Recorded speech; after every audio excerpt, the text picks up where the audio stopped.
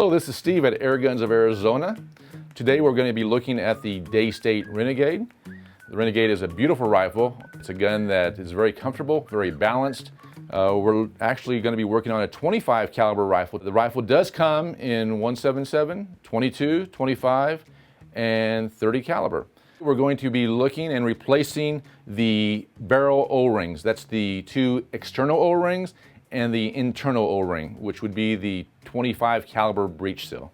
The tools that you'll be using for this repair will be a 2.5 millimeter Allen wrench and a pick. Now let's go ahead and get started. We're going to remove 2 Allen screws.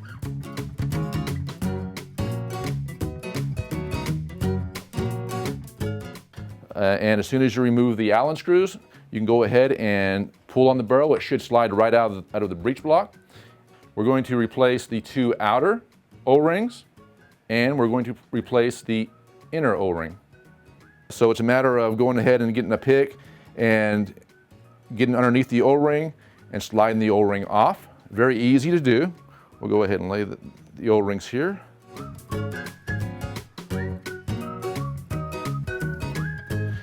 And we'll go ahead and remove the inside O-ring. Okay, I can see the O-ring is actually out of the groove. It's just a matter of grabbing onto it now, which here it comes. There we go. I would recommend, if you have a silicone, a grease that's recommended for O-rings, a diver's grease, go ahead and use that whenever you're putting the O-rings back on. The outer O-rings will take a little more grease than the inner. The inner I don't recommend putting a lot of grease on, but just a dab will do. A very easy process. It's a matter of just laying the O-rings over, sliding them back in place. Anyone can do this in a matter of seconds. The inner O-ring, it's a matter of, if you can do so, pinching the O-ring enough where you can see it's looping up. So what I'm going to do is I'm going to put the O-ring in halfway. I'll use an Allen wrench to go ahead and slide the O-ring into place. And now I should be able to go ahead and push the O-ring into position. We can now install the barrel back onto the block. I want to go ahead and give you the sizes of the O-rings that you'll be replacing. Now this is a 25 caliber rifle that we're working on today.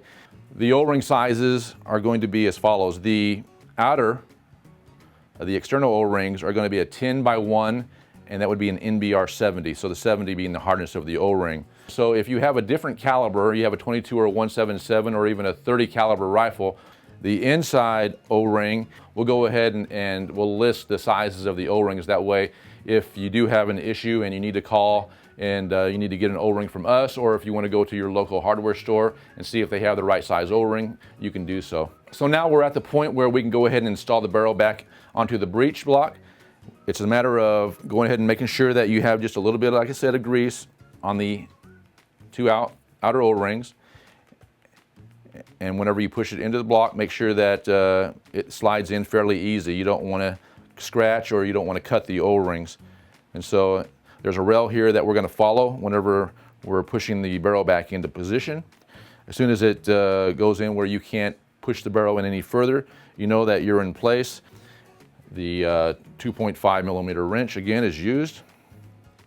We'll go ahead and set the back one first. I always like to tighten the back Allen screw first. I'm not going real heavy. I'm just going to go ahead and get it into position. I'll go ahead and I'll get the front, and we'll go ahead and tighten this up and get it into position. We're at the point now where I'm going to go ahead and put a little torque. Torque is a matter of a feel. You don't want it to be, of course, loose, but don't want to go to the point where you strip out the Allen screw head. That's it. I mean, that's fairly easy. I think anyone can do it. And like I said, it's a matter of probably 10 minutes would take you to go ahead and replace the O-rings on this rifle. Again, this is the Daystate Renegade. And if you'd like, go ahead and check out some of our other repair videos. Thanks for joining me.